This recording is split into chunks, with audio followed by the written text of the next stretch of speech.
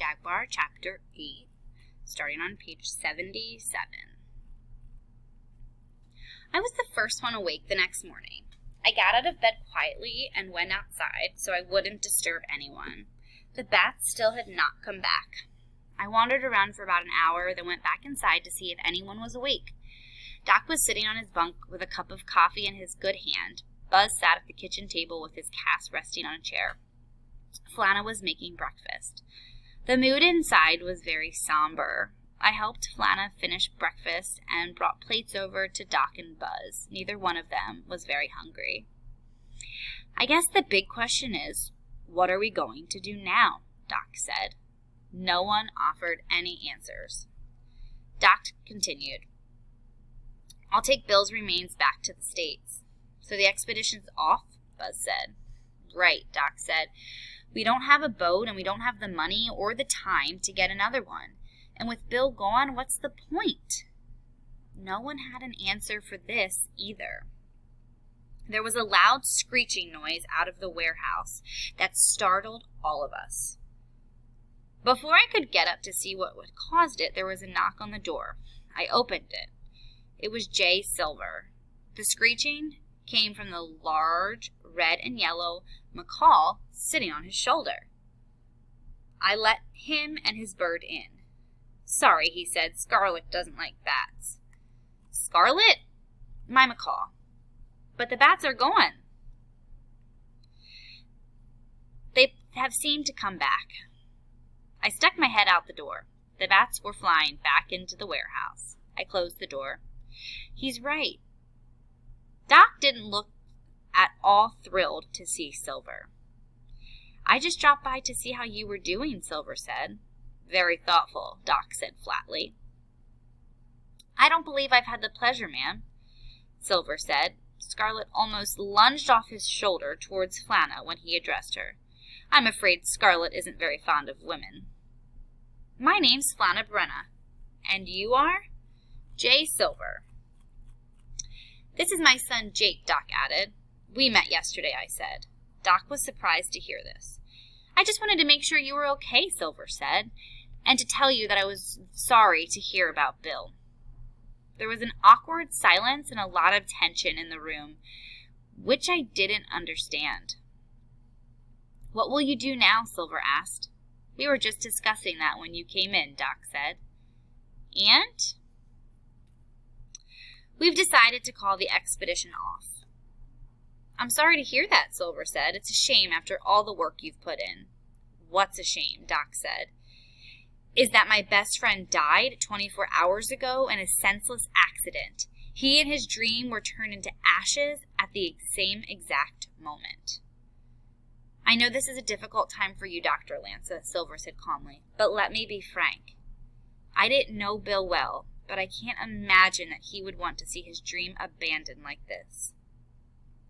You didn't know him at all, Doc said. What are you getting at, Silver? I have a boat, and it's still available. Forget it. Doc's hostility didn't seem to faze Silver.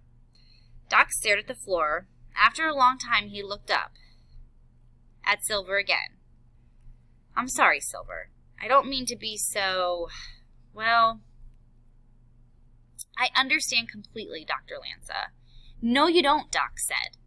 You're the third skipper that's approached us since the boat blew up. At least you had the courtesy of waiting a day. The other two approached us while we were at the hospital. If my hand wasn't burned to a crisp, I would have slugged them. Who were they? Silver asked. How would I know? Doc said irritably. It's not surprising, Dr. Lanza. You have an exploration permit to go upriver, and those are hard to come by. Bill had a permit. A lot of good it will do him now.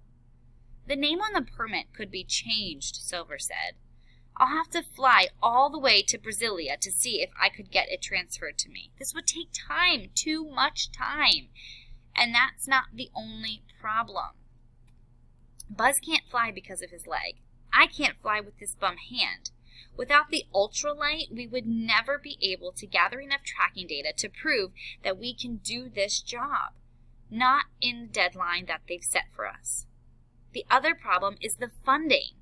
We don't have enough money to hire you or your boat. I'm sure we can work something out, Silver said. That wouldn't solve the ultralight problem, Doc said. Perhaps your son could learn to fly the ultralight, Silver said. My father laughed, which sort of hurt my feelings, but I understood why he laughed. It was a pretty wild suggestion. First of all, he's not a pilot. Second, he has to go back to the States in a couple of days and finish 3 years of high school. Third, I couldn't possibly put him in that kind of danger. Well, Silver said, I'm just trying to come up with alternatives. My boat is fast. I think we can make up the time you'll lose getting the permit transferred. As far as your son becoming an ultralight pilot, that's your call.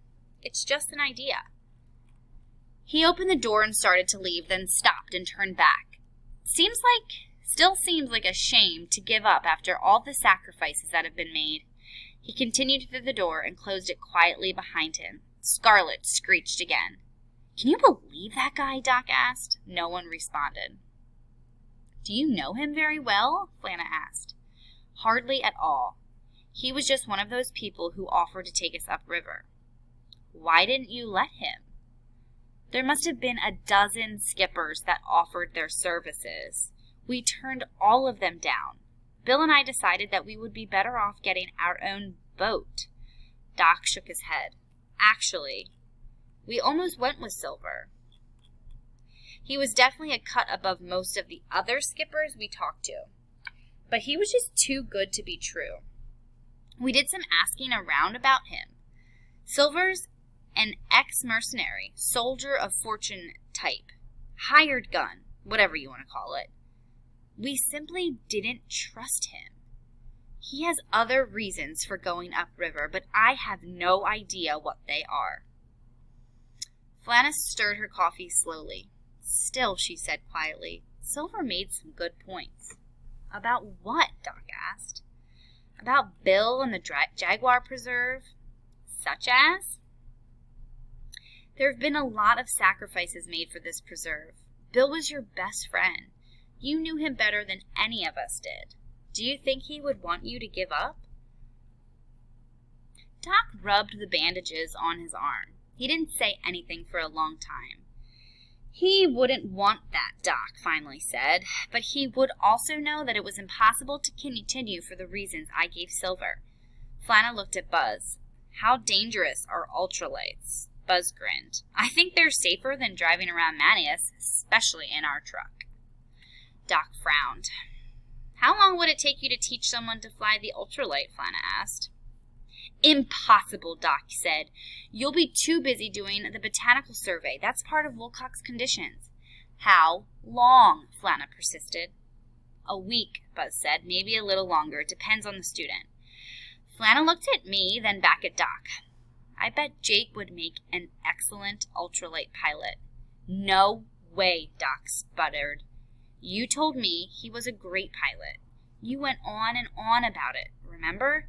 You said that he was much more comfortable behind the controls than you were. Yeah, but you and I could fly to Brasilia today and meet with Wolcott.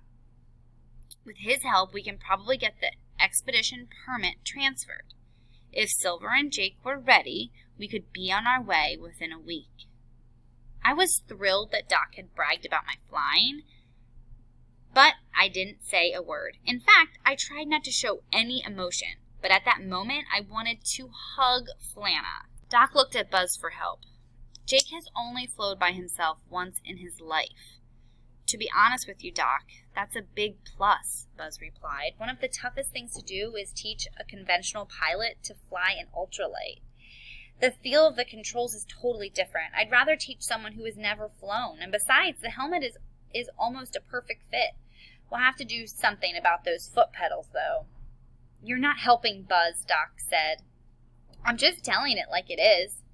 Jake doesn't even have a pilot's license. He doesn't need one to fly an ultralight. I'm sorry, Doc, but Flana's right. If at all possible, Bill would want us to set up the preserve. And this is definitely a possibility. My busted strut will be healed up in a couple of months, just in time to ride upriver with Wolcott and his team.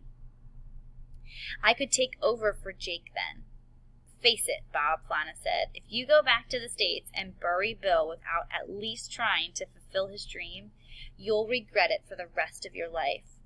Bill didn't want a tombstone. He wanted a Jaguar preserve. Doc looked at me. I know I don't have to ask this, but are you game? He was right. He didn't have to ask. Doc, Flana, and I took the old truck down to the Mirage to find Silver's boat and talk to him. His boat was called the Tito, and on the outside it looked as neat and well preserved as Silver was. As we walked up to the boat, we heard Scarlet scream. A second later, Silver came down from the wheelhouse with Scarlet perched on his shoulder. Welcome aboard. He didn't seem at all surprised to see us. We climbed on board. Scarlet eyed Flana suspiciously. Doc eyed Silver suspiciously. A change of mind, Dr. Lanza? Maybe, Doc said. If you have time, we'd like you to show us around. My pleasure. The Tito was half again as big as the boat Doc and Bill had bought. The teak decks were bright with fresh varnish, and the brass fittings glittered in the morning sunlight. Silver took us below deck and showed us 4 roomy sleeping compartments. I'd recommend that you use these compartments for storage, not sleeping. Your equipment will be much safer down here. Where will we sleep? Flana asked. On deck. We'll put up mosquito netting. It's cooler up there anyway. He showed us the engine room, then took us to the galley, which was a good size. It even had a large walk-in cooler. The last stop was the wheelhouse, our pilot house, where the boat was controlled. To get to it, we had to climb a steep metal stairway. As you can see, Silver explained, I have pretty good equipment. I pointed to the door opposite of the bridge and asked him what it was. Those are my quarters.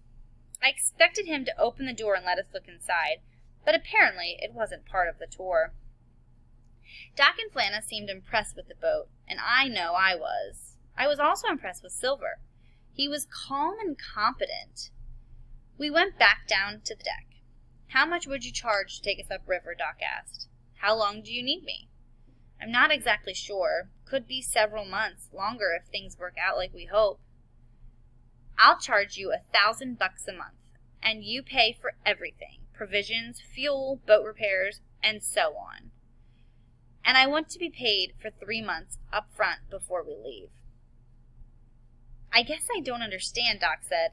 That's about a quarter of what the other skippers wanted, and their boats weren't half as nice as yours. Silver shrugged his shoulders. I have simple needs, he said. That doesn't really explain it, does it? You're right, Silver admitted. I want to go upriver, and I can't without an exploration permit. I wouldn't get 100 miles before I got turned back. But why do you want to go upriver? Like I told you before, Dr. Lanza, you're going to an area of the Amazon I've never been to before. I just want to take a look around. I'm not a conservationist like you are. I'm just curious. I'll let you talk about it privately. He climbed back up into the wheelhouse. I told you he was too good to be true, Doc said.